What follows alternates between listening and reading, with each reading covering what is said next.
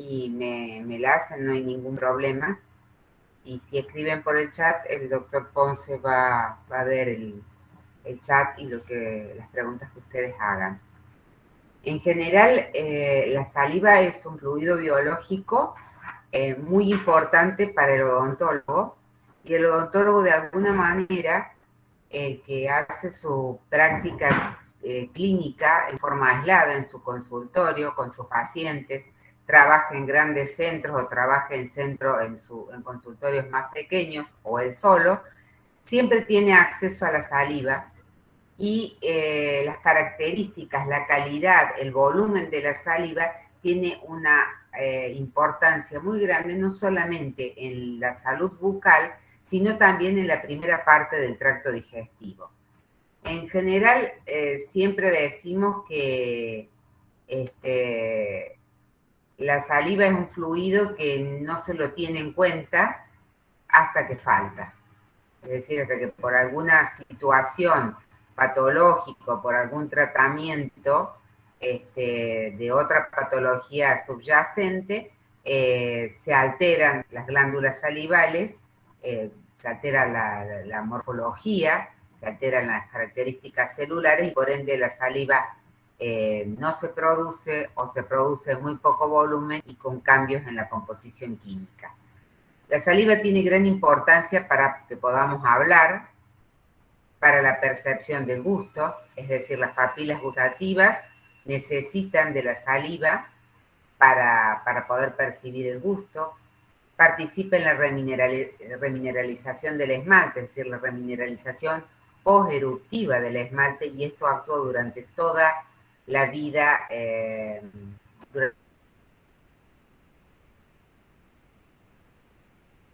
durante toda la vida. Tiene capacidad buffer,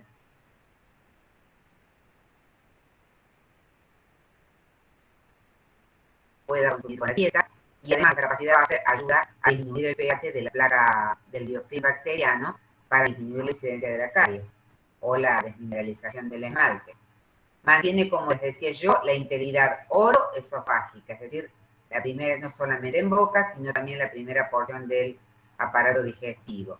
Participa en la formación del bolo alimenticio, en la deglución del mismo, en la limpieza oral y también, lo que habíamos dicho, diluye y neutraliza ácidos dietarios. Es decir, como podemos ver acá en estos extremos, por un lado diluye y neutraliza, diluye ácidos dietarios y también con su capacidad buffer los neutraliza. En los últimos años se ha utilizado mucho, y esto ya viene desde hace 3 décadas más o menos, propender, y en muchos países existen dispositivos para recolección de saliva y transporte al laboratorio, de utilizar a la saliva como un fluido diagnóstico. ¿Por qué? Porque ya la punción sanguínea, todavía la venosa se puede hacer en laboratorios, las punciones arteriales ya, digamos, con pacientes que están internados, pero son técnicas de recolección de un fluido biológico invasivas. La saliva es muy fácil de recolectar, es muy simple y se puede transportar y almacenar perfectamente. Existen grupos que apoyan fuertemente a la saliva como un sustituto de los análisis que se hacen actualmente en sangre o en plasma o en suero. Otros no están tan de acuerdo porque es cierto, existe una gran variabilidad en la composición de la saliva y en el fluido mismo entre distintos individuos e intraindividualmente. Por lo tanto, todos los estudios que yo menciono a continuación son estudios que han sido probados en un gran número de pacientes. Así que se han extraído saliva de 1.000, 1.500 personas para poder hacer este tipo de análisis. Son estudios netamente de corte clínico. Entonces, la saliva se utiliza hoy para el monitoreo y diagnóstico de enfermedades periodontales, no solamente para digamos, cuando hablamos de monitoreo, es ir viendo si ya tenemos una enfermedad periodontal instalada ir viendo cómo esa, digamos, la patología va evolucionando en el tiempo. Para el monitoreo de drogas, se está utilizando en la determinación de ciertas hormonas, muy útil en la odontología forense. Esta es un área de la odontología que está muy poco desarrollada, por lo tanto es importante tener, no desarrollada porque no se sepa mucho, sino porque no hay muchos odontólogos que ejerzan esta función, por lo cual creo que es muy importante en este caso no solamente las características de la mordida, sino que también se estudia mucho la saliva para identificar distintas cuestiones forenses. Como biomarcador de neoplasias está altamente probado, no para todas las neoplasias, pero sí para algunos es un buen fluido diagnóstico y también un biomarcador de enfermedades infecciosas. Por supuesto, no ofrece la amplia gama de posibilidades que tiene el suero o la sangre, pero cada vez se están haciendo más investigaciones al respecto. Entonces, nosotros vamos a abordar el estudio de la saliva teniendo en cuenta dos aspectos. Por un lado, la función de la saliva normal en nuestro organismo. Y por otro lado, siempre teniendo en cuenta que esa saliva puede ser utilizada como fluido diagnóstico. Para eso, podemos decir que la saliva es un fluido relativamente viscoso que baña los tejidos duros y blandos de la cavidad bucal. Y es el producto de la secreción de las glándulas salivales mayores y menores en esta proporción como se muestra en la figura, en este recuadro. El 90% de la saliva proviene de las glándulas salivales mayores, parótida, submandibular, sublingual, mientras que solo un 10% provienen de la secreción de las glándulas salivales menores.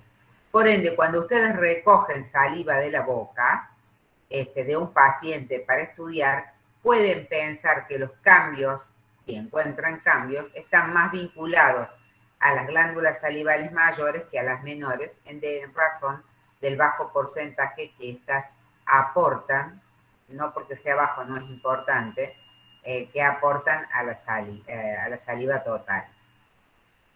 Esto que decimos fluido relativamente viscoso, ustedes habrán visto seguramente que hay una especie de capacidad de censar. Las glándulas salivales tienen capacidad de censar lo que está sucediendo en la boca. Ustedes habrán visto a algún niño pequeño cuando empiezan a salir sus primeros dientes deciduos, esa saliva se vuelve más viscosa que lo normal, entonces siempre la composición y las características de la saliva van a estar de acuerdo a las características o a lo que esté sucediendo en la boca del paciente. Aquí.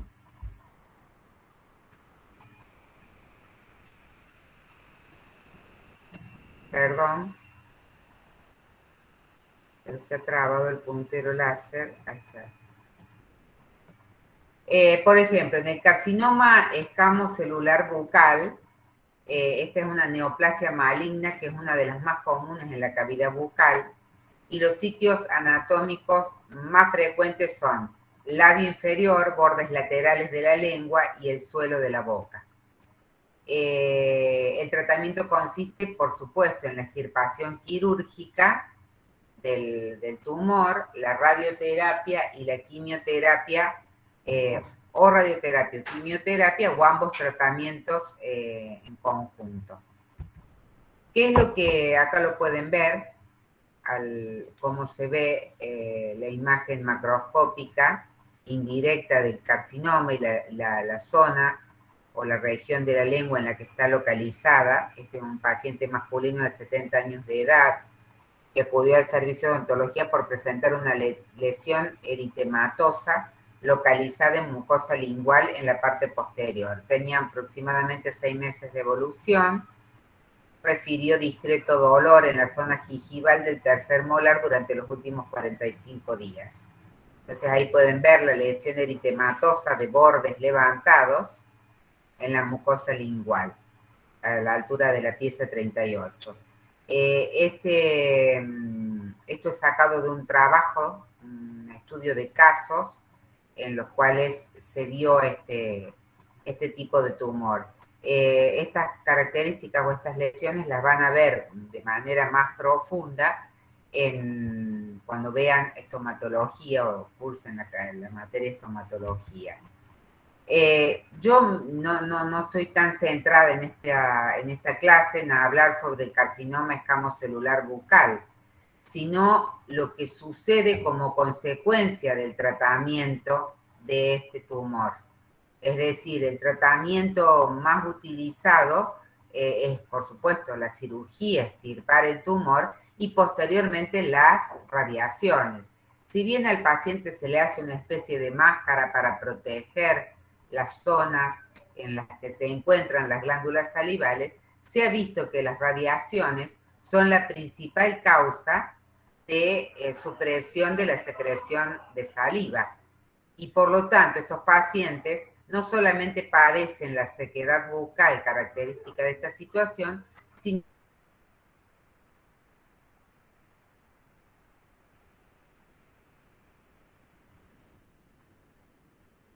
en relación a eso vamos a ver y vamos a ubicar las glándulas salivales mayores y menores. Esto lo hago porque todavía no lo han visto en anatomía. Fíjense en la zona retroauricular en la que se sitúa la glándula parótida, que es una glándula, son todas bilaterales, y se sitúan ambos en la zona retroocular. Está bien dispersa esta glándula, es muy difícil, digamos, no es tan compacto la masa de la parótida como sí lo es para la sublingual y la submandibular. Y fíjense que en el piso de la boca tenemos glándula sublingual y glándula submandibular. Acá se muestra el conducto parotidio y una glándula parótida accesoria. ¿Alguna pregunta hasta el momento? No, profe.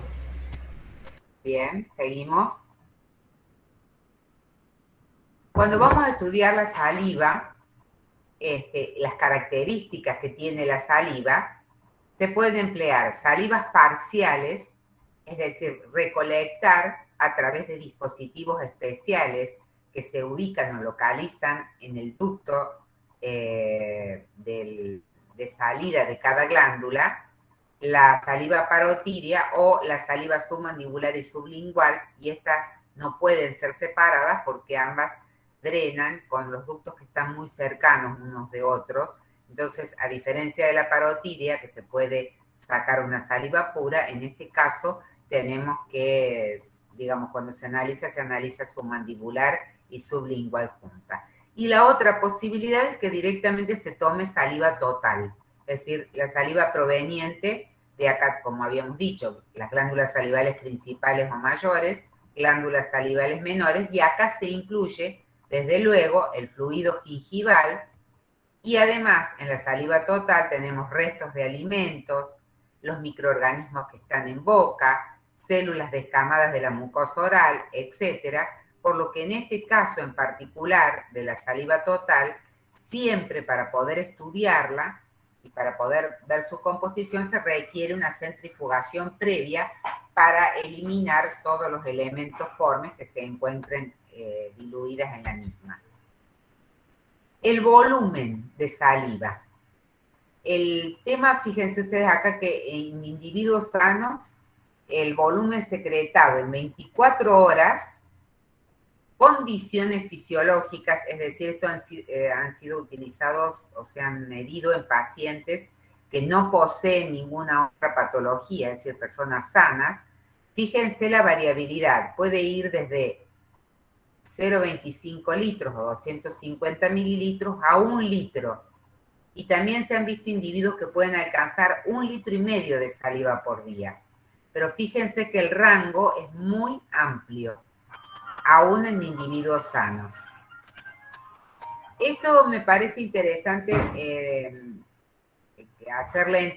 digamos, explicarlo de alguna manera, que cuando hablamos de flujo salival, que es un dato muy importante para ustedes como como odontólogos, uno se está refiriendo al volumen de saliva que se secreta en una unidad de tiempo. Por ejemplo, el flujo salival se expresa en mililitros de saliva por minuto o mililitros de saliva secretada en 10 minutos. Es decir, siempre que se recolecta la saliva, tienen que tener en cuenta el tiempo durante el cual la recolectaron, porque un dato importante es el flujo salival más que el volumen total de la saliva. El volumen y la composición de la saliva varía en respuesta a los requerimientos del organismo. Por ejemplo, una saliva muy característica se va a producir cuando estemos durante las comidas, por efecto de la masticación o el sabor de los alimentos, van a inducir la secreción de una saliva estimulada. La vía esta que está aquí, por la cual estos estímulos inducen secreción de saliva, lo van a ver en fisiología. Fíjense que acá ya estamos hablando de flujo salival, mililitro por minuto, que tenemos una amplia variabilidad. Lo normal puede ir entre 1,5 a 7 mililitros. Estos datos, ¿por qué son importantes que ustedes los tengan en cuenta? Porque cuando ustedes tengan a sus pacientes en el consultorio, a lo mejor algún paciente refiere la situación de boca seca, la sensación de boca seca, entonces que ustedes puedan medir el flujo salival y ver si está dentro de este rango. En el caso de saliva estimulada, que en el consultorio no lo van a hacer, lo pueden hacer masticando un chicle o alguna sustancia que pueda ser como una especie de parafina que estimule los mecanorreceptores del ligamento periodontal y provocar saliva estimulada, y ustedes pueden ver si el volumen de saliva de ese paciente se encuentra dentro de los niveles normales. ¿Cuál es la glándula que participa con mayor volumen de saliva durante los periodos de alimentación o durante la masticación? Es la saliva parótida. Es decir, la glándula parótida es la que más contribuye a la saliva estimulada. ¿Para qué sirve la saliva estimulada? Facilita la formación del alimenticio, la deglución, la percepción del gusto, y es un fluido que tiene gran capacidad buffer para neutralizar los ácidos que puedan venir con la dieta. Después, entre comidas, por eso decimos que el volumen y la composición de la saliva varía en respuesta a los requerimientos del organismo. Cuando estamos en reposo, es decir, en periodos de ayuna o entre comidas, lo que se va a estar secretando continuamente en humanos es lo que llamamos saliva basal. Esa saliva basal tiene un volumen mucho menor que la estimulada, puede ir de 0,3 a 0,4 mililitros por minuto, y también es importante que ustedes la puedan medir en el consultorio si el paciente refiere a alguna alteración de boca seca, porque puede no estar alterada la saliva estimulada, porque la glándula parótida no se ve modificada, pero sí se puede estar alterada la saliva basal. Esta saliva basal se secreta entre comidas, contribuye a reparar y a mantener la integridad de los tejidos orales, tanto los tejidos duros como los tejidos blandos de la boca. Entonces, fíjense ustedes la contribución de las distintas glándulas al total de la saliva basal. La glándula submandibular es la prioritaria, contribuye con un 60% de la saliva basal que se secreta. La parótida solo un 25%, las glándulas salivales menores, alojadas en la lengua, en el paladar, entre el 7 y el 8%, y la glándula sublingual entre el 7 y el 8%. Entonces, cuando nosotros vemos una reducción del flujo de saliva basal, se puede pensar que la glándula que está afectada es la submandibular, porque es la que mayor volumen aporta. ¿Hasta ahí vamos bien? Sí, profe. Bien.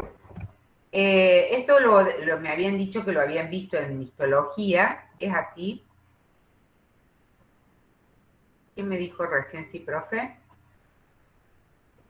Sí, eso lo vimos algunas partes, por lo menos mi comisión sí lo vimos en histología.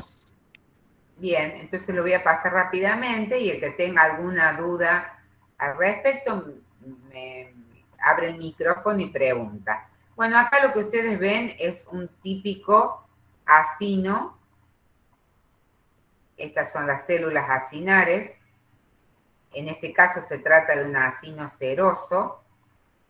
El acino luego va a pasar, como ya vamos a ver, por un sistema de ductos hasta terminar en el ducto excretor de la glándula parotídea. ¿Qué función tienen las células acinares? Secretan agua, electrolitos, es decir, sodio, potasio, bicarbonato, cloruro, proteínas, y estas proteínas es muy importante que lo tengan en cuenta, son proteínas sintetizadas por estas células y que tienen una función específica a nivel de la cavidad bucal. Y también, por supuesto, además de proteínas, una variante que son proteínas glicosiladas, las glicoproteínas. ¿Cómo pueden ser las células acinares? Eso ya lo habían visto. Cerosas o mucosas. Hay acinos serosos puros o mucosos puros y también se suelen ver acinos mixtos. Las cerosas secretan saliva, que es una saliva acuosa con un alto volumen, una alta cantidad de agua y es rica en amilasa. La alfa-amilasa, ustedes ya han visto, es la que participa en la ruptura de los enlaces alfa 1,4 de los hidratos de carbono y los polisacáridos, como por ejemplo el almidón. Las glándulas mucosas van a secretar una saliva que es viscosa. ¿Por qué es viscosa? Tiene menor volumen, es viscosa y es rica en mucinas. La viscosidad, ya lo vamos a ver más adelante, se lo dan la presencia de las mucinas. La glándula parótida, esto ya lo han visto, tiene acinos serosos únicamente. En la glándula submaxilar hay acinos mixtos, pero con predominio de células serosas. La glándula sublingual también tiene acinos mixtos, pero a diferencia de la submaxilar, con predominio de células mucosas, y las glándulas salivales menores poseen acinos mixtos, excepto las glándulas palatinas y las glándulas linguales de von Ebner. Las palatinas son puramente mucosas y las de von Ebner son puramente serosas. Después, en relación al acino, dijimos que estaba conectado directamente a un sistema de ductos que iban a transportar la saliva que se secreta. La función de las células ductales es modificar la composición iónica de la saliva para que también intervienen procesos de reabsorción de ciertos iones. Por ejemplo, se reabsorbe sodio. Acá la saliva que se forma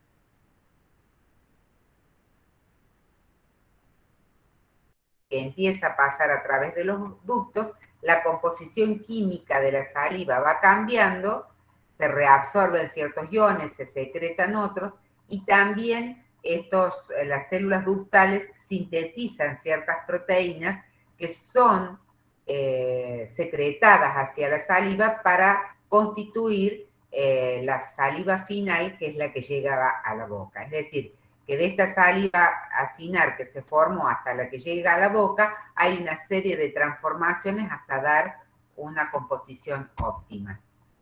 Estas células mioepiteliales se ha visto que rodean de alguna manera los acinos y también alguna parte de los ductos, tienen función contráctil como una célula muscular parecida, con función contráctil y cuya función al contraerse esta célula ayuda a la salida de la saliva del acino hacia los ductos y de los ductos hacia la cavidad bucal. Como les decía recién, la saliva se forma por un proceso activo y selectivo, donde se captan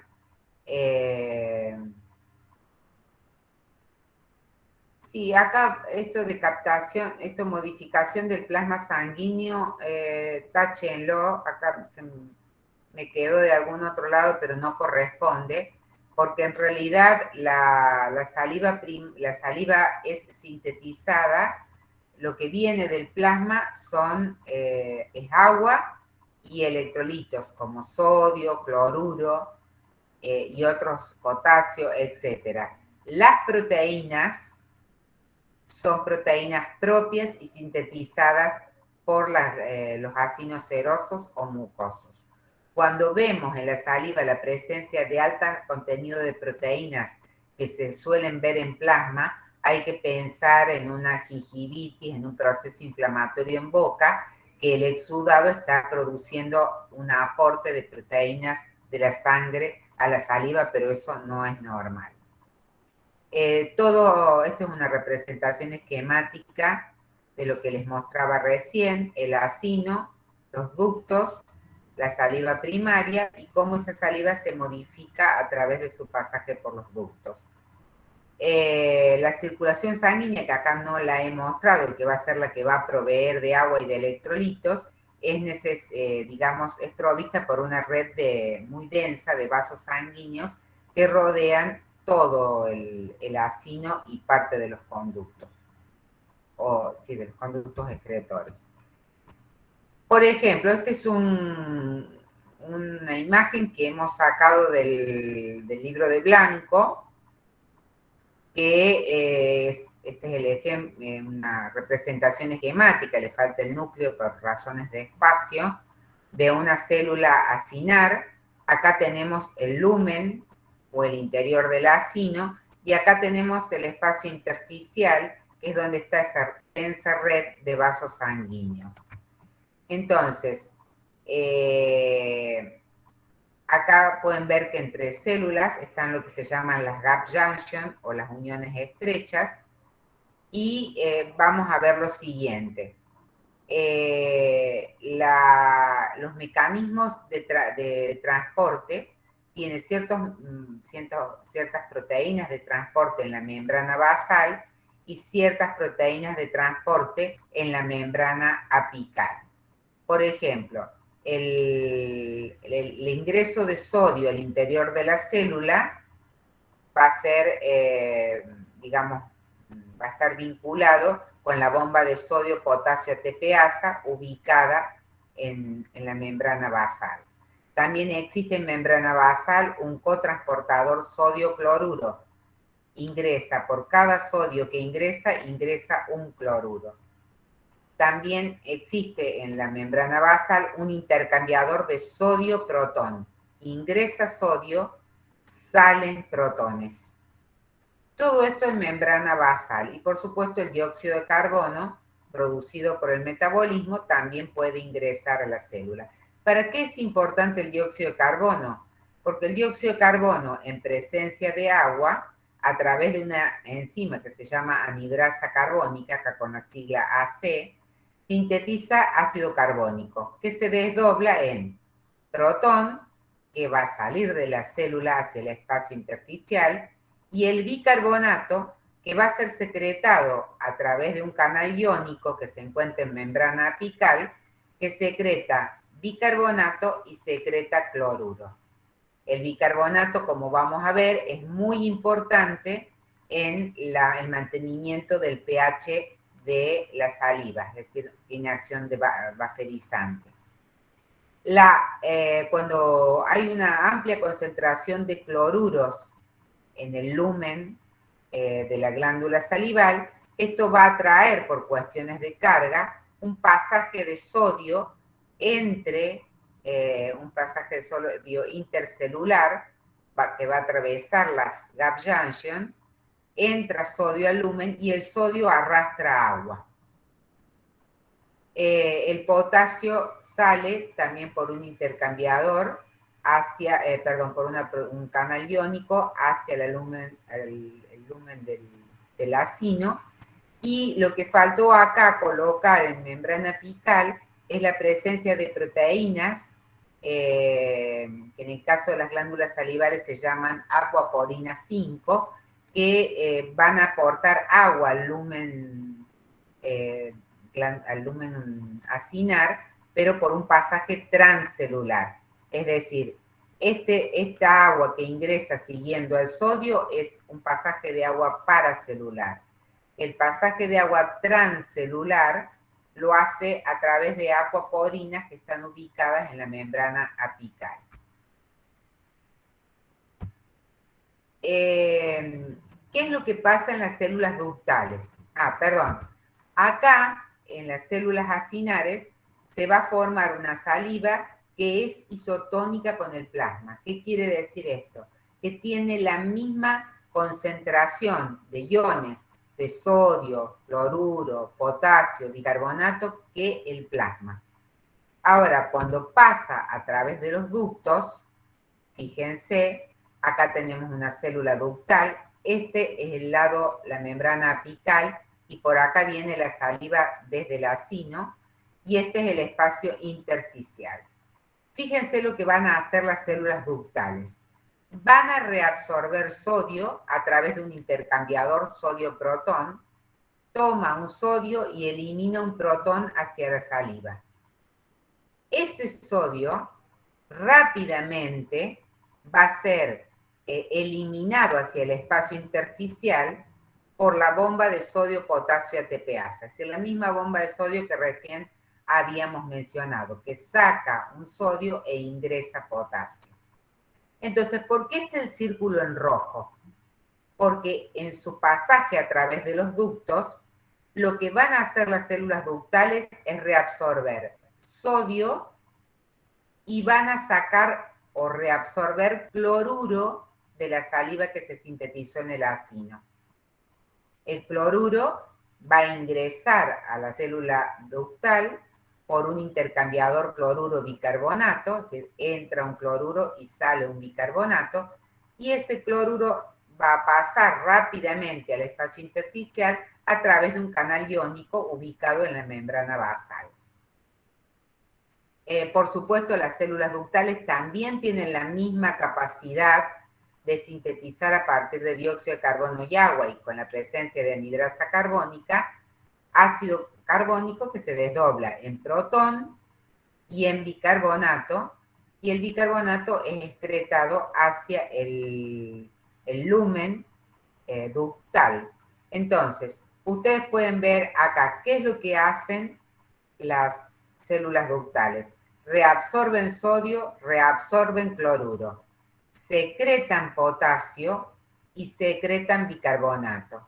Estas acciones que van a hacer las células ductales transforman a la saliva isotónica que se había formado en el acino en una saliva final que se secreta en la boca, que es hipotónica con respecto al plasma. Es decir, tiene mucha menor concentración de sodio y de cloruro. La pregunta, ¿cuál será la importancia de esto? Porque cloro en una parte y después lo reabsorbe en otra.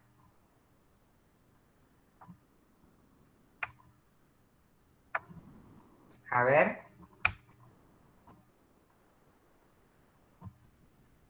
Ustedes saben que la sal está formada por cloruro de sodio, la sal de mesa con la que salamos nuestras comidas. Acá esos compuestos son reabsorbidos a nivel ductal. ¿Cuál puede ser el motivo?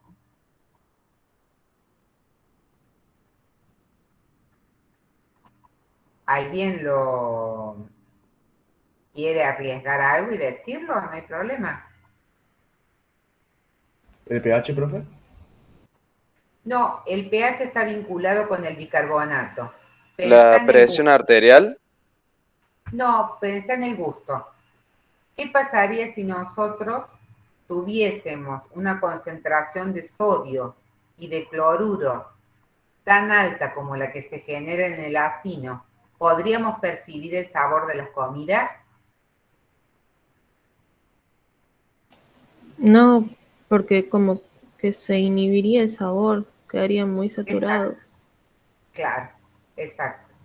El sabor quedaría totalmente como, o no lo podríamos degustar en su sentido, digamos, en el sentido real del sabor, y no podríamos saborear comidas saladas o decir esto está insípido o esto no tiene, no tiene sabor, le falta sal. Es decir, para poder percibir el gusto de los alimentos, en esa acción que tienen los alimentos con la saliva, que les había dicho yo que participa con las papilas gustativas, es necesario que la concentración de sodio y de cloruro sea baja. Acá van a ver ustedes, por ejemplo, Profe, ¿sí? perdón. Dijo que las células ductales reabsorben sodio y cloro y secretan potasio. ¿Y qué más? Bicarbonato. Acá lo estás viendo acá, lo que está en círculo verde es lo que están secretando las células ductales. Es decir, que si uno compara la saliva que se formó en el acino con respecto a la que se secreta en la boca, tiene menor cantidad de sodio y de cloruro y tiene la saliva final mayor cantidad de potasio y mayor cantidad de bicarbonato. ¿Queda claro? Sí, profe, gracias. Muy bien. Acá una cuestión importante que me parece, lo había puesto acá con una flecha y me estaba olvidando, es que en el caso de los ductos, las gap junction o estas uniones estrechas son impermeables al agua. ¿Se acuerdan que yo les había dicho que en la célula cinar pasaba agua en paracelular, es decir, entre dos células? Acá las células ductales, las uniones estrechas no dejan que pase agua desde el espacio intersticial hacia el lumen. O sea, todo el agua que tiene la saliva se formó o pasó a nivel de la célula cinar. Fíjense ustedes, una glándula normal, acá pueden ver cómo son los acinos, eso que se ve aquí en blanco, en algunos casos, dependiendo del corte, se puede ver la luz acinar. Esto es un conducto excretorio, ¿ven? Les puse una imagen de cómo se ven los acinos y cómo se ven las células de un ducto excretorio, que son los que van a modificar la saliva acinar. Y fíjense ustedes qué pasa después de la radioterapia. ¿Qué es lo que pueden observar ustedes acá?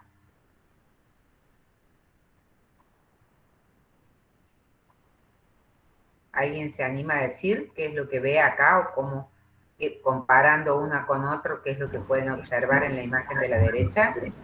Hay más conductos.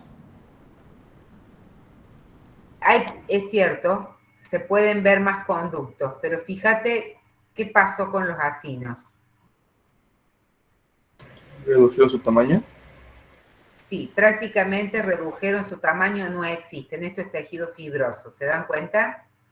Es decir, no solo desaparece el acino, hay menor cantidad de acino, los ductos se hacen más grandes, se ve acá algún depósito de material, sino que el tejido glandular está ocupado por células inflamatorias y también hay una fibrosis del tejido. Entonces, por esta razón, fíjense la diferencia entre una glándula normal y una glándula que ha sido sometida a radiación, es el motivo por el cual los pacientes no pueden sintetizar y secretar saliva. ¿Alguna El pregunta? núcleo de esas células también está como muy violeta con respecto a la de la izquierda. Estas de acá. Sí, Estas. las luego de radioterapia están mucho más violetas que las de la glándula normal, que están Sí, es muy rosas. probable que eso, sí, está muy bien tu observación, porque es probable que en general cuando las células se ponen así, lo que vos llamas violeta, es muy pigmótico, que toman mucho colorante, y las células en general cuando tienen estas características se puede pensar en que sean células proapoptóticas o células que se van muriendo. Probablemente después si uno tomara una biopsia posteriormente, encontraría, digamos que ya hasta los ductos están desapareciendo.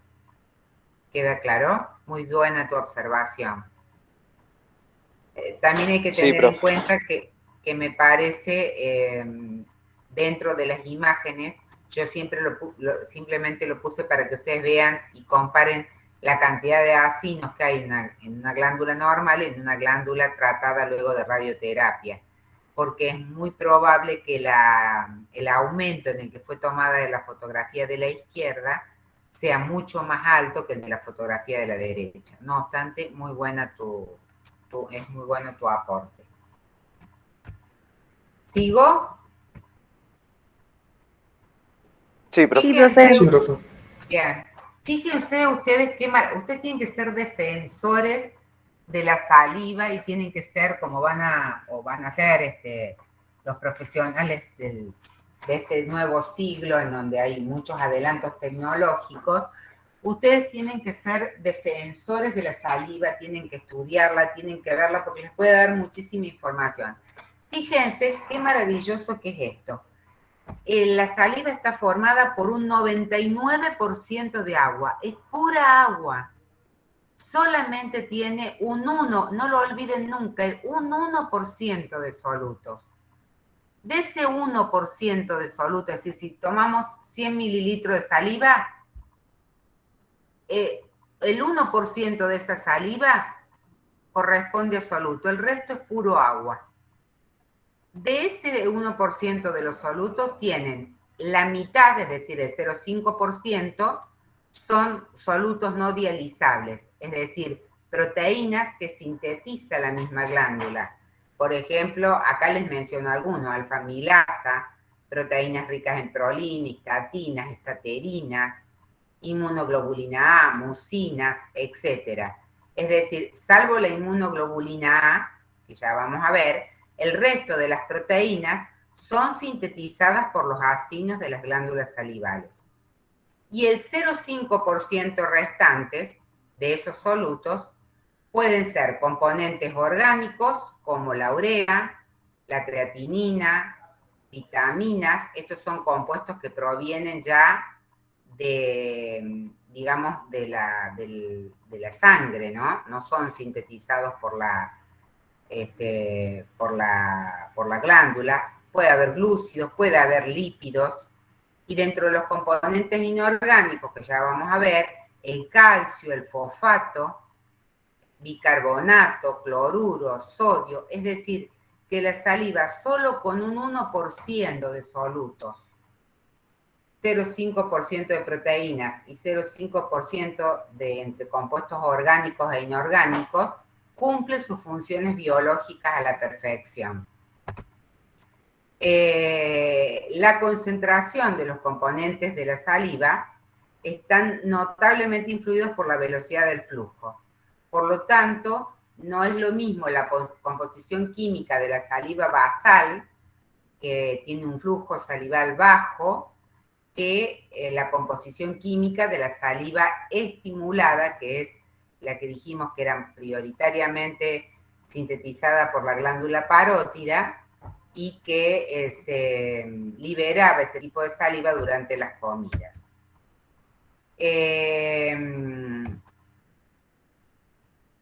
No sé por qué puse esta cosa tan infantil así, pero bueno.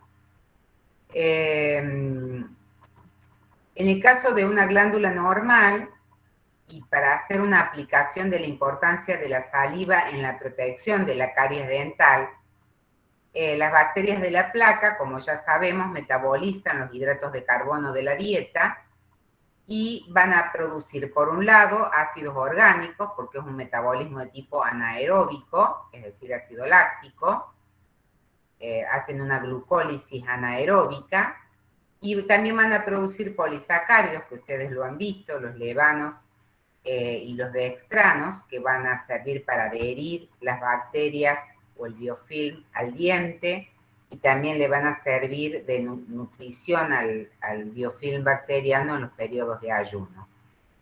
Entonces, estos ácidos que se producen por la glucólisis anaeróbica van a producir un descenso del pH en la placa, que está en contacto directo con el diente, y se va a producir la desmineralización del esmalte, formando la caries dental. Eso ustedes ya lo saben.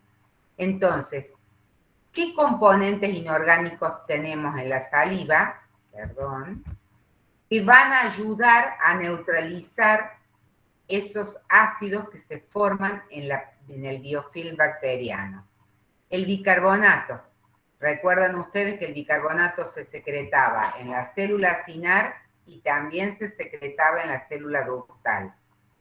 En la saliva la concentración de bicarbonato es similar o inferior al plasma, es decir, que es muy parecido. Es el principal sistema buffer de la saliva estimulada.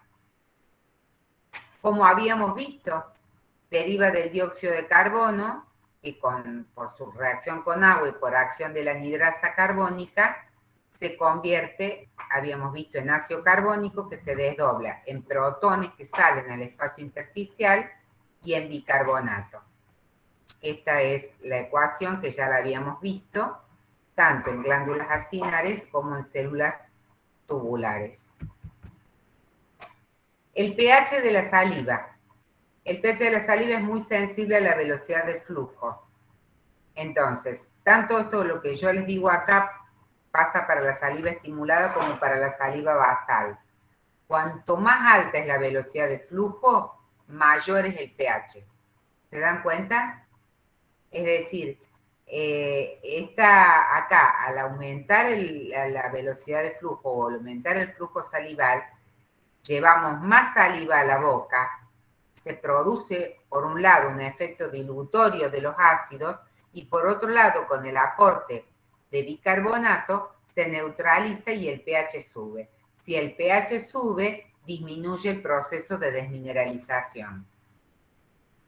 Durante el sueño, cuando la secreción de saliva es casi nula, el pH es bajo, mientras que durante las comidas, por supuesto, el pH incrementa.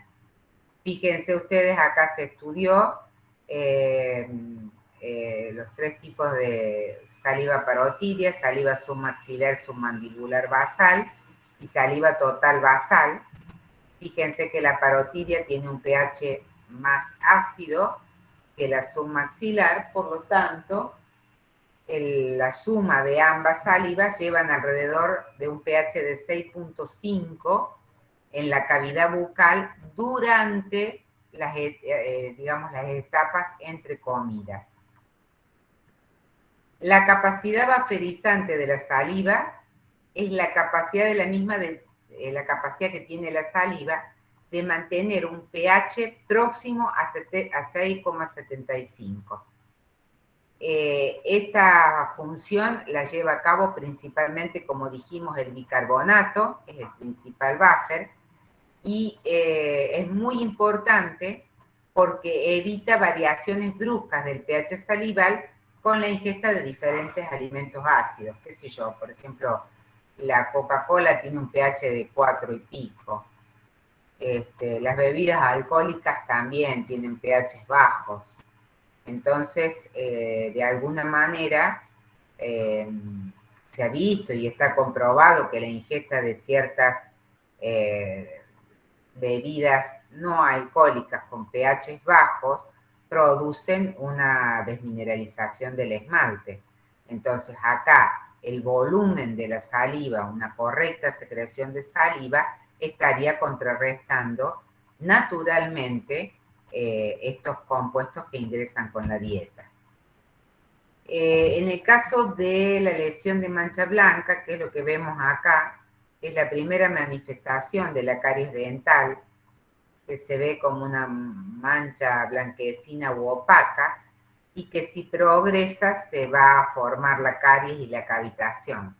Ustedes saben que el esmalte no está inervado, no está irrigado, entonces no es un tejido como cualquier otro de los que ustedes han visto, como la dentina misma, sino que la única posibilidad de respuesta que tiene el esmalte ante la presencia de sustancias ácidas es desmineralizarse.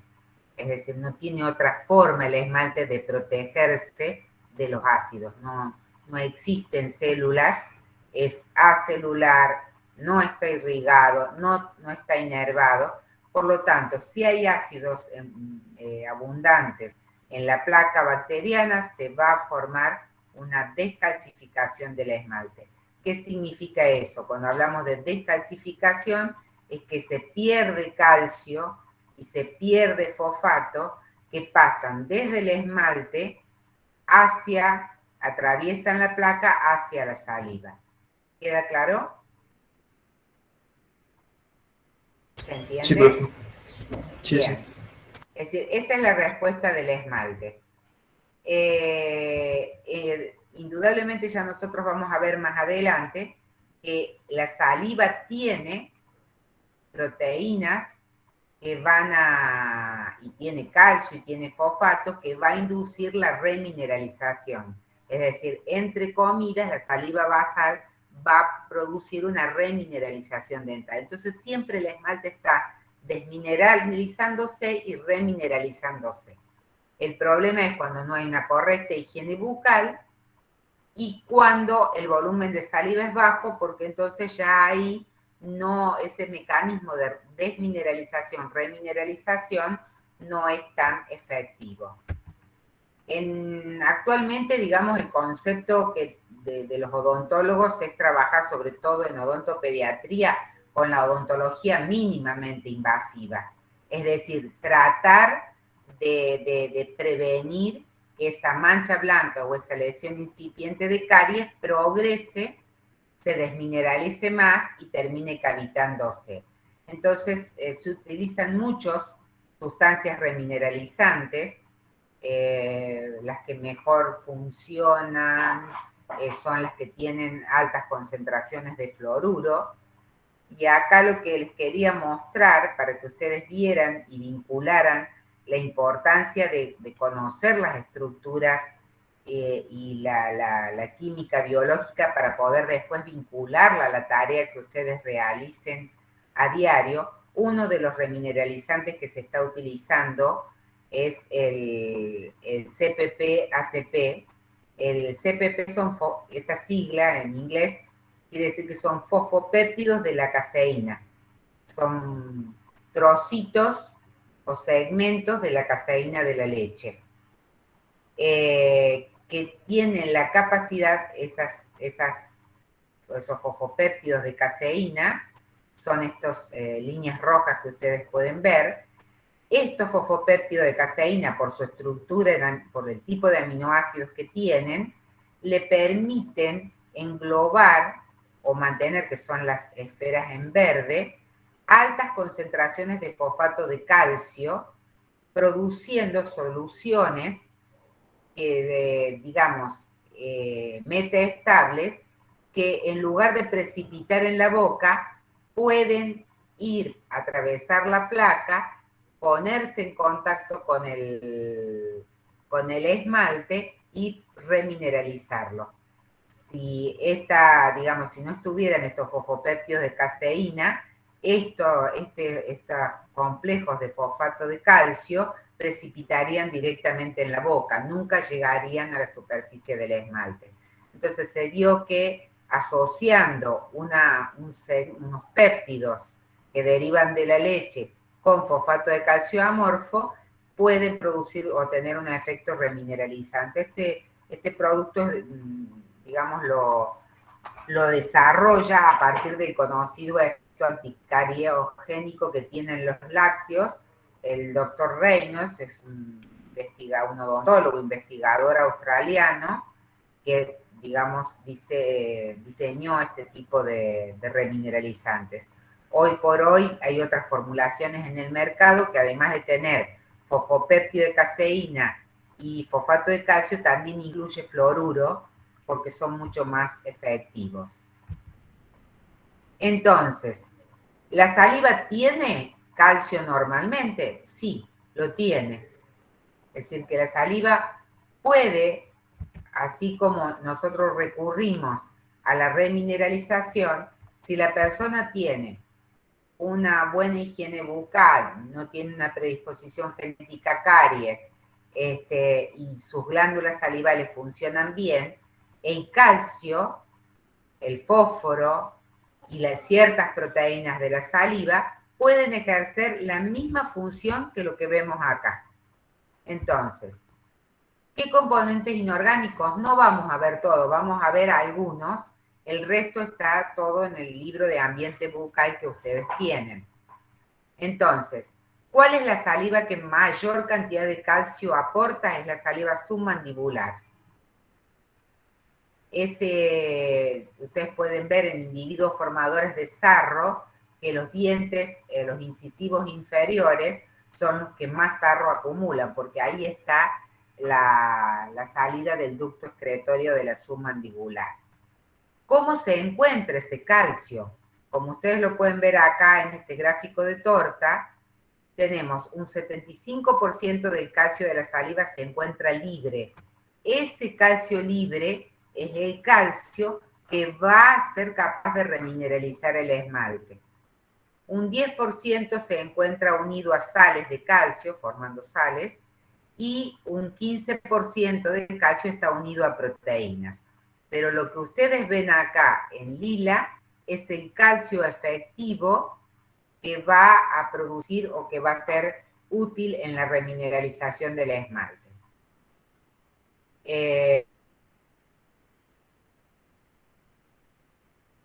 Como todo lo que vemos en la saliva, de 2,2 a 11,3 miligramos por ciento, y por supuesto en saliva total estimulada, como dijimos que al aumentar el volumen de saliva se modifica la composición de los iones por un efecto de dilución, estos valores son menores.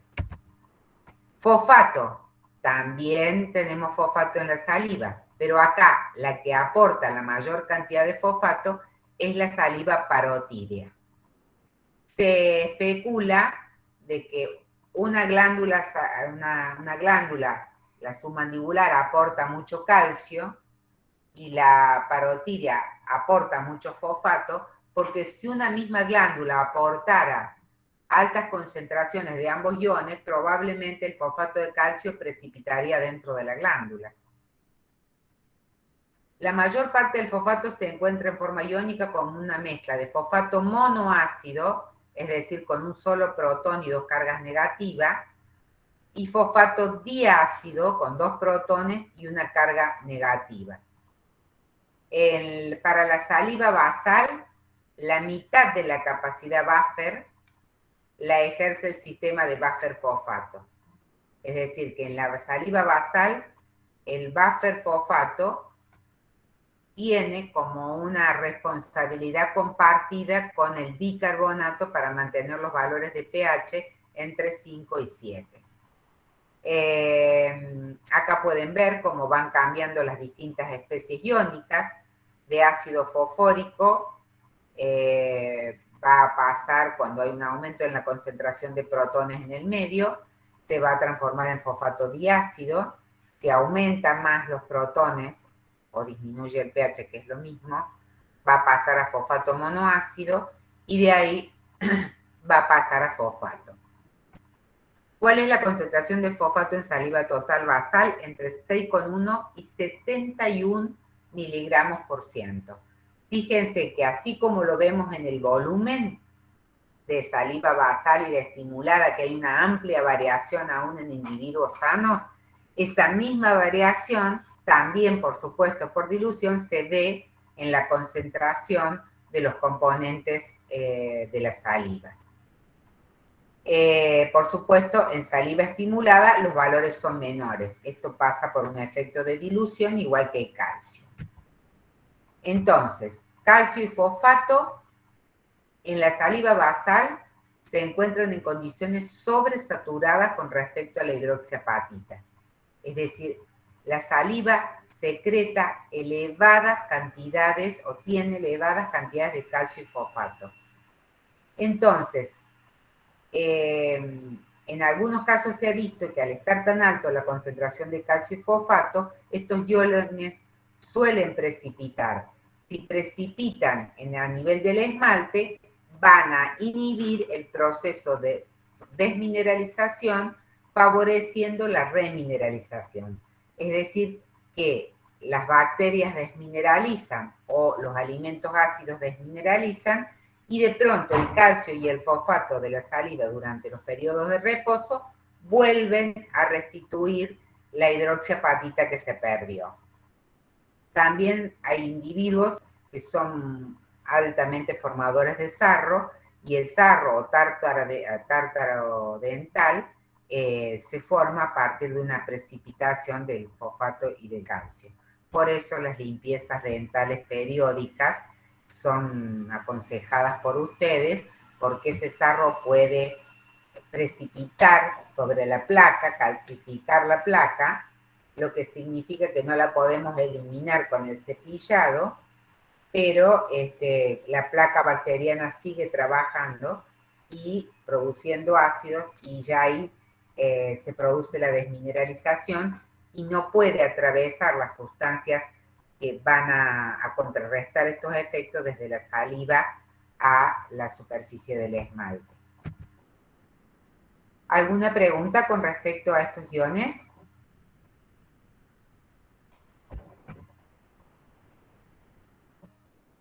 No, profe. Bien. En relación a las proteínas, no las vamos a ver todos, siempre recomiendo que vean porque se evalúan los parciales y tomamos, siempre hay una pregunta de ambiente bucal en los exámenes finales, entonces lean el libro de ambiente bucal. Las proteínas pueden agruparse según su función. En proteínas adherentes, es decir, que tienen la capacidad de adherirse a superficies duras y blandas de la boca. Acá tenemos mucinas, proteínas ricas en prolinas, estaterinas, bustinas. Ahí vamos a ver características de alguna de ellas.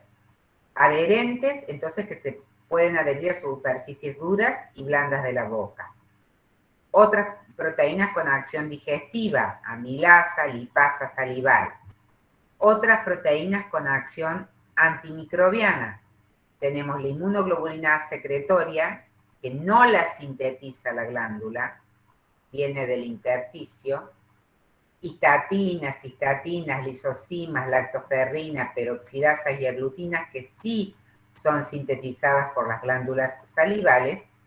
Y acá está la palabra multifuncional y acá ustedes pueden ver a la derecha que no han puesto nada. ¿Por qué? Porque se ha comprobado que tienen esta maravillosa acción las proteínas de la saliva que pueden actuar con 2 o más funciones. Por ejemplo, la amilasa tiene acción digestiva, pero también se ha determinado que tiene acción antimicrobiana porque puede aglutinar las bacterias de la boca y la presencia de amilasa aglutina las bacterias y estas son eliminadas en el proceso de deglución. Entonces es muy común ver que las proteínas de la saliva tengan una o más funciones. Pueden existir además, como yo les dije, proteínas que provienen del plasma, siempre y cuando haya una gingivitis o un proceso inflamatorio. Podemos encontrar albúminas y globulinas, pero no en situaciones normales.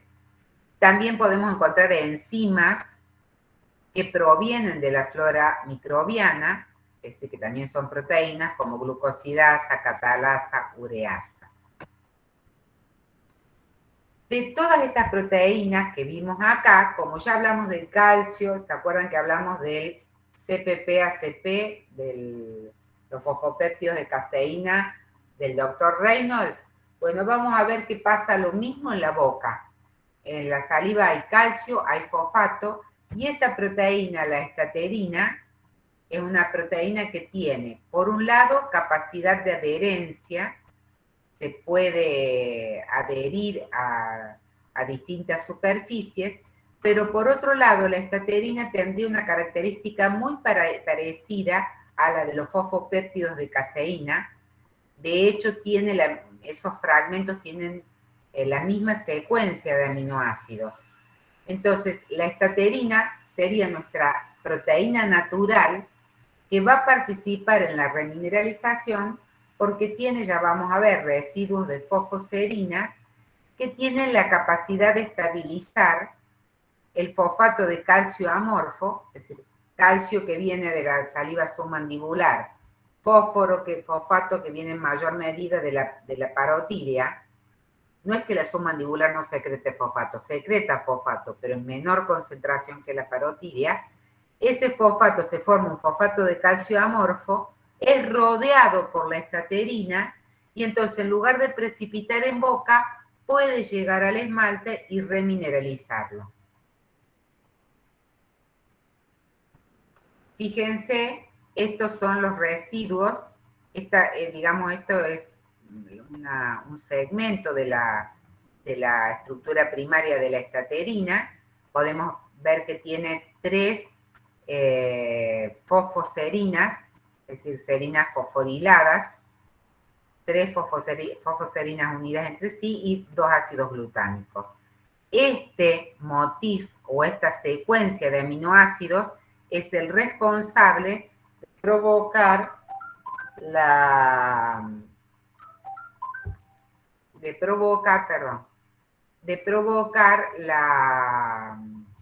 o de mantener el fosfato de calcio amorfo soluble, listo para que sea incorporado al esmalte en forma de hidroxiapatita.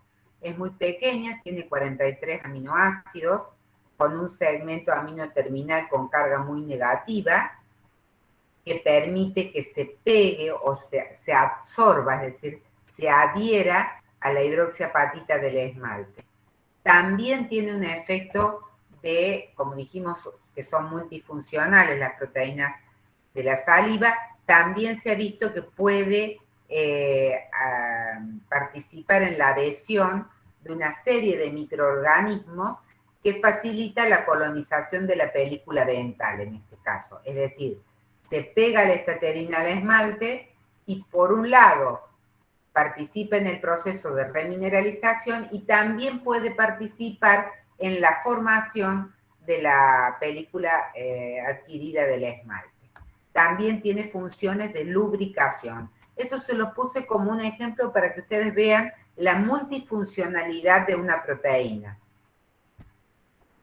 En el caso de la boca seca o boca ardiente o burning mouth, en general se suele ver, ahora con el aumento del promedio de vida, se suele ver que las personas mayores que toman una gran cantidad de medicamentos, sobre todo beta bloqueantes, terminan con un cuadro de sequedad bucal, es decir, empiezan a secretar menor saliva, sobre todo la saliva basal o entre las comidas, y entonces aparece la xerostomía, que es la sensación de boca seca, el ardor bucal. Ven cómo se producen este tipo de lastimaduras, no solo es debido a la ausencia de la humedad, de la humedad propia de la saliva, sino también es debido a que la saliva sintetiza factores de crecimiento epitelial que mantienen las mucosas y también, por supuesto, sustancias, las proteínas antibacterianas, antivirales y sustancias que van a prevenir de la inflamación. Entonces ven acá, aparece esta inflamación a nivel de la lengua y también la aparición o la colonización, acá esas manchas blancas, de Candida albicans, que es uno de los hospedadores más frecuentes en estos casos. También que se ve cuando no hay saliva, un desgaste de las piezas dentales. ¿Por qué? Porque la saliva cubre los dientes y de alguna manera, como vamos a ver más adelante, ayuda a atenuar las fuerzas masticatorias. Acá hay un claro desgaste de las piezas dentales.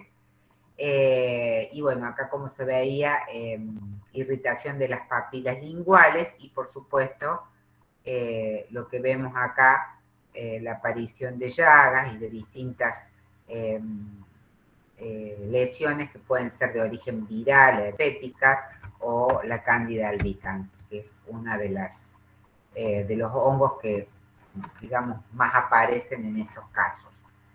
Otra proteína que vamos a ver y que está vinculada con el desgaste de las piezas dentarias si no existe, ¿no? Y con la sequedad de la mucosa, la deshidratación de la mucosa, son las mucinas. Las mucinas son sintetizadas en células acinares mucosas de la glándula submandibular, sublingual y glándula salival menor. Es decir, las mucinas no son sintetizadas por la glándula parótida, solamente están presentes en la saliva basal. Las características de una célula mucosa típica esta es la parte basal, esta es la parte apical, que es la que da hacia la luz del acino. Van a ver que hacia basal se encuentra el núcleo, retículo endoplásmico de Golgi, mitocondrias, retículo endoplásmico rugoso, y que se van a producir estas mucinas, se van a sintetizar en estas células y van a ser almacenadas en gránulos o vesículas de secreción que luego van hacia apical y por un proceso de exocitosis son liberadas a la saliva. Estas mucinas tienen la característica de ser glicoproteínas de alto peso molecular y que tienen, digamos, están altamente glicosiladas. Estas flechas en rojo, esto que ustedes ven acá, es la estructura primaria de las mucinas, el extremo amino terminal, el extremo carboxilo terminal, y lo que ustedes ven acá, en rojo, estas flechas, son la presencia de oligosacáridos.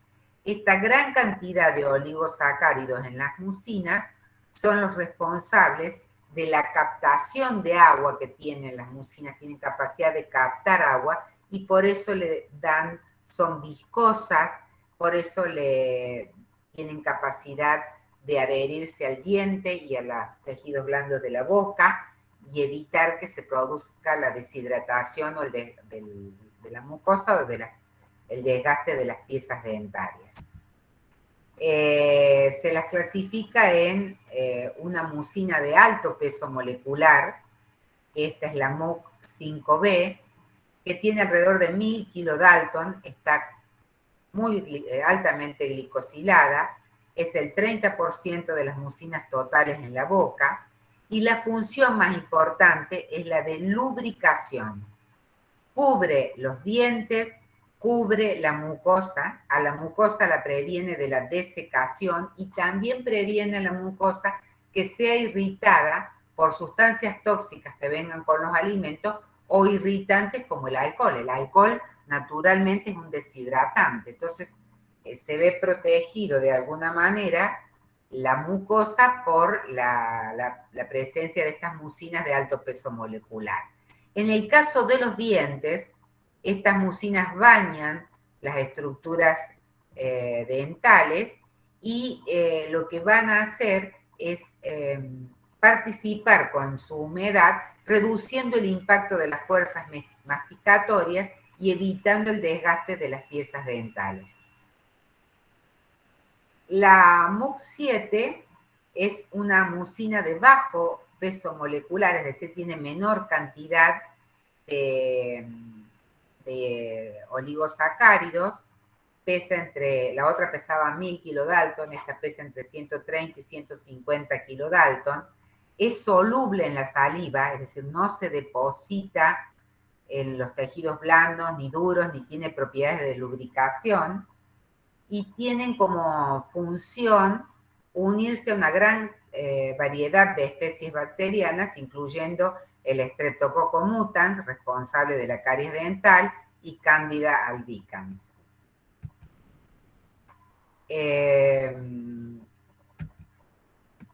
Otra proteína con acción antimicrobiana, las histatinas. Cuando hablamos de histatinas quiere decir que es un grupo de familias. Cuando hablamos de mucinas también son un grupo, no es que haya un solo tipo de mucina o un solo tipo de histatina. ¿Qué varían entre ellas? La secuencia de la estructura primaria y el gen del cual derivan. Las histatinas, a diferencia de las mucinas, se sintetizan tanto en parótida como en submandibular, son proteínas pequeñas, son proteínas básicas porque tienen un alto contenido en histidina y poseen acción antifúngica. Esto que vemos acá nosotros es la presencia o la colonización de la boca por Candida albicans. Esta proteína, la histatina, tiene una acción potente para eliminar o contrarrestar el efecto de la Candida albicans. Cuando no hay saliva o cuando está alterada la composición, es lo que vemos acá. También se ha visto que es multifuncional porque la histatina 1 modula también la precipitación de fosfato de calcio sobre el esmalte y también se han encontrado histatinas que participan en la formación de la película adquirida. Ahora les voy a mencionar una proteína que es muy importante en la saliva, no solo para el cuidado de la salud bucal, sino también como protección de las vías aéreas superiores y de la primera parte del tracto digestivo, que es la inmunoglobulina A secretoria. La inmunoglobulina A secretoria se caracteriza por ser un dímero, es decir, son dos inmunoglobulinas unidas por la porción constante. Esas dos inmunoglobulinas están unidas por un polipéptido, que es la cadena J, y después otro polipéptido que abarca toda la zona de la porción constante. Recuerden que la porción variable es lo que está en rojo, que es donde se va a unir al antígeno, que es el componente secretor. ¿Por qué les voy a hablar de la inmunoglobulina A secretoria? Porque la inmunoglobulina A secretoria es muy importante en la saliva, pero no es sintetizada por ninguna de las glándulas salivales. Entonces, vamos a ver cómo se produce ese proceso de secreción. Es la inmunoglobulina más abundante en la saliva, por lo tanto, es la proteína que más nos protege y en procesos en donde hay un déficit inmunológico, la alteración de la inmunoglobulina A secretoria hace que los pacientes tengan recurrentes enfermedades de las vías respiratorias, constituye la base de las defensas específicas de la saliva contra toda la flora microbiana o el biofilm salival, incluyendo el Streptococcus mutans, que es el agente etiológico de la caries. Y bueno, como les había dicho, cómo es la estructura dimérica de la IgA.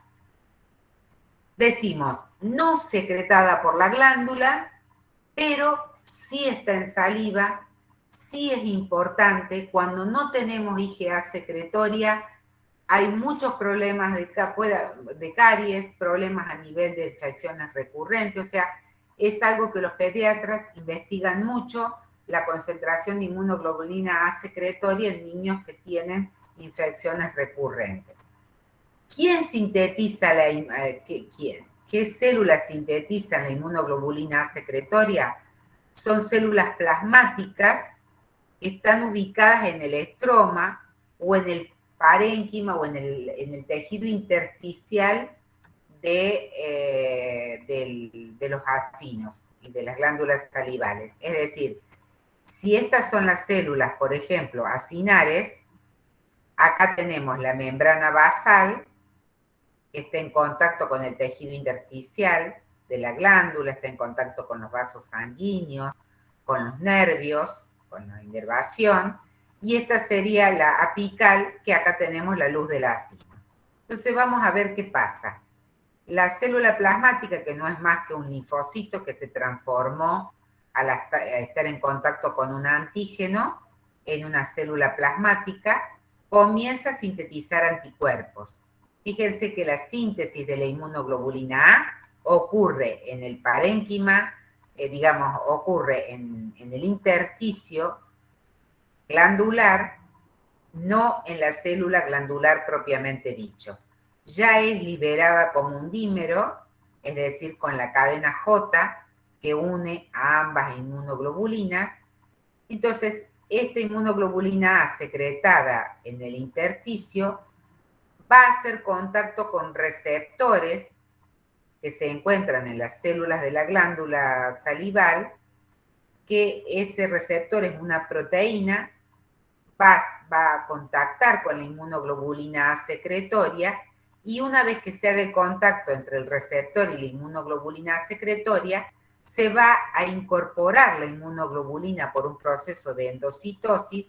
Fíjense que se forma una vesícula y que esto en rojo, que es el receptor, va a acompañar a la inmunoglobulina.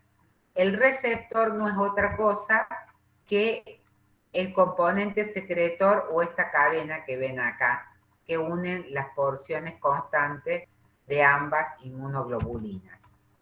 Entonces, esa vesícula va a ir pasando de basal hacia apical y luego va a ser secretada hacia la saliva. ¿Queda claro? Sí, profe. Bien. Entonces, ¿qué hacen las inmunoglobulinas en boca? Las inmunoglobulinas transportadas por la saliva. Se pueden unir a la película adquirida, también se la ha encontrado en la placa bacteriana. Son capaces de unir tanto antígenos solubles como antígenos particulados, es decir, incluyendo bacterias y virus. En la cavidad oral, como les había dicho, previene la infección de la mucosa bucal.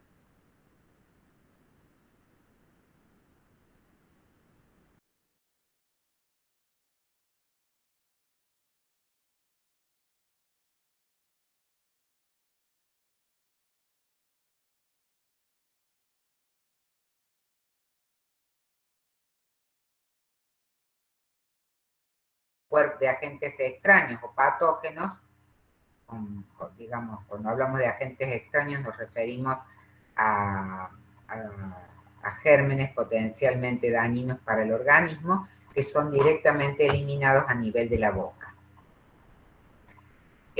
Cuando hablamos, ahora lo que hemos hecho es hablar de la saliva y de las características que tiene la saliva con respecto a las funciones normales de la saliva en la boca. ¿Y qué pasa cuando la saliva no está? Le di, para no hacer tan larga la clase, el ejemplo de algunas proteínas y de algunos iones, pero está mucho más, digamos, con más profundidad en el libro de ambiente bucal. Y la saliva como fluido diagnóstico, es lo que les dije que era una parte importante y que estaba teniendo mucho auge, la utilización de la saliva. Digamos, se utiliza tanto para evaluar condiciones fisiológicas como patológicas. Uno puede ver, por ejemplo, si un individuo está en condiciones normales, o para hacer un diagnóstico, o para ver un pronóstico, es decir, cómo va avanzando una enfermedad. Bueno, es una herramienta útil para el diagnóstico de enfermedades, debido a su origen, composición, funciones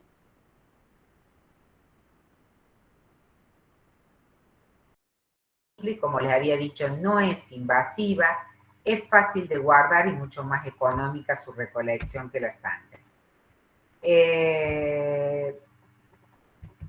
Cuando yo les dije que eran biomarcadores, esto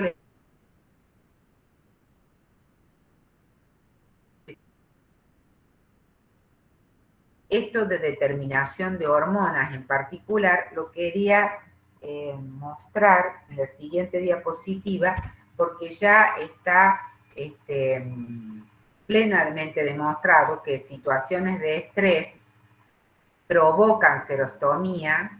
Se ve mucho la situación de boca seca, con desgaste de piezas dental, pérdida de dientes, aumento de caries dentales, la invasión o la colonización de los tejidos blandos principalmente por cándidas, y se puede utilizar y se está utilizando mucho la saliva para determinar dos compuestos que indican la presencia de estrés.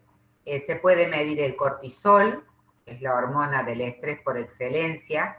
Entonces se utiliza mucho para evaluar los niveles de estrés de trabajadores en distintas situaciones o trabajadores de riesgo, cómo es la situación de estrés de esa persona, evaluando los niveles de cortisol en saliva, y también los niveles de alfa-amilasa son indicadores de estrés. Es decir, cuando hay una alta actividad del sistema nervioso simpático, que es el responsable de la síntesis y secreción de amilasa, la amilasa va a estar muy elevada. Entonces, tanto alfa-amilasa como cortisol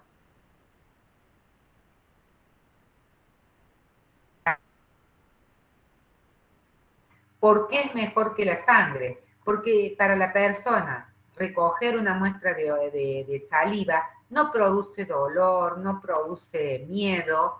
Entonces, los niveles que nosotros vemos de cortisol o de alfa-amilasa son niveles que realmente reflejan el estado de estrés de ese individuo. En cambio, una punción de sangre puede que se asuste la persona, puede que se estrese con la situación, y se ha visto que en esas situaciones aumentan los niveles de cortisol, aumentan los niveles de adrenalina, y la sangre no es un fluido útil para determinar el estrés. Entonces la saliva está teniendo un peso muy importante en poder determinar el nivel de estrés de las personas en distintas situaciones.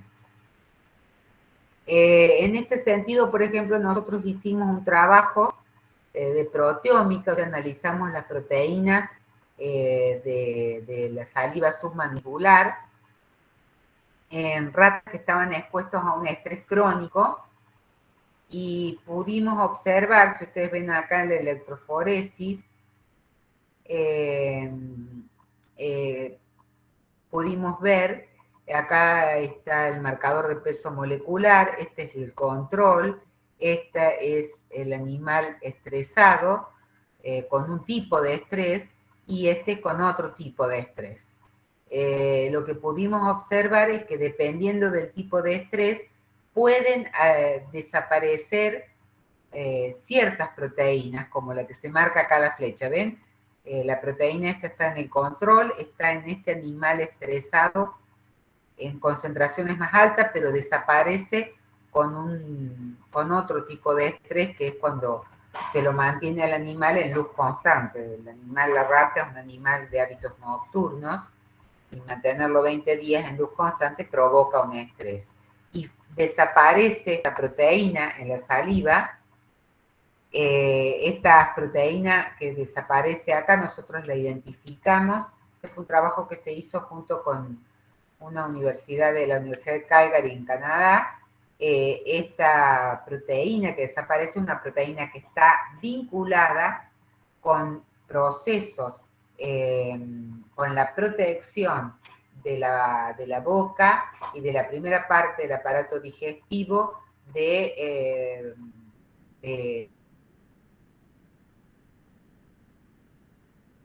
lo que se puede ver en los pacientes es lo que vemos acá.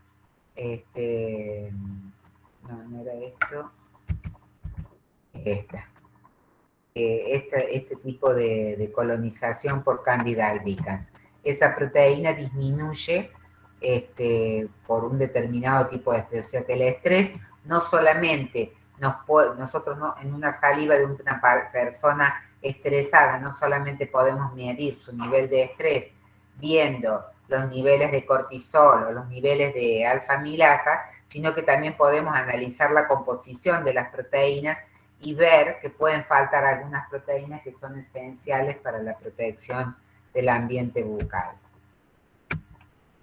Este trabajo también lo hicimos de terapias anticancerígenas y el impacto en la cavidad bucal. Acá se ve en el caso de algunos pacientes que tratados con citostáticos. Esto lo hicimos nosotros también con la cátedra de fisiología y se le dio a ratas de experimentación distintos tipos de citostáticos solos, como el 5-FU y la leucoborina sola, o combinados, que son tratamientos que actualmente se utilizan, y pudimos observar que, por ejemplo, el flujo salival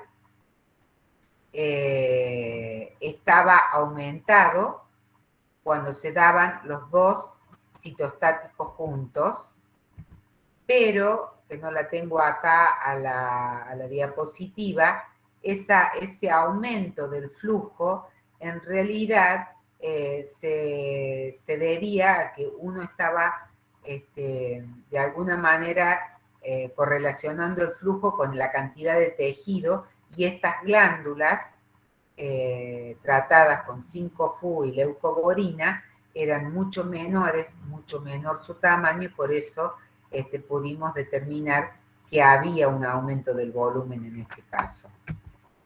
Acá también cuando trabajamos, y esto yo ya se los mostré, con animales y con ratas, también fue un trabajo que ya se publicó, en donde los animales veíamos la influencia de la dieta, del consumo de ciertos ácidos grasos insaturados, y cómo podían afectar el volumen de saliva. Y lo que pudimos observar después de 30 días de dieta, que el aceite de oliva, que es rico en el ácido oleico, bien digo, en ácido oleico, en el ácido graso oleico, después de los 30 días de tratamiento de una dieta rica en ácido oleico, perdón, el aceite de chía, no el aceite de oliva y el aceite de maíz aumenta el volumen de saliva a los 15 días, pero después a los 30 disminuye. El aceite de chía veíamos que había un incremento paulatino del volumen de saliva para llegar a valores muy parecidas a las otras dos dietas, con el ácido linolénico, que es 18,3, que es muy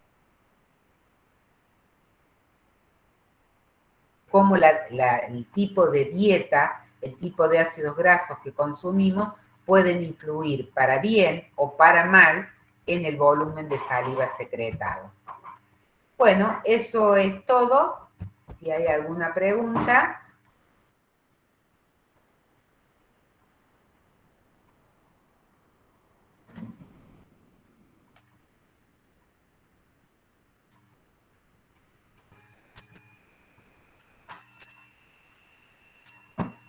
No, profe, por mí ninguna pregunta.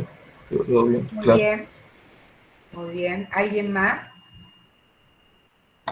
Por mí tampoco, profe, muy bien. No, profe. Muy bien. No, profe, ninguna. Bueno, si No, profe, está alguno bien. está... Lo otro lo alguno, podemos ver en digamos, el librito de ambiente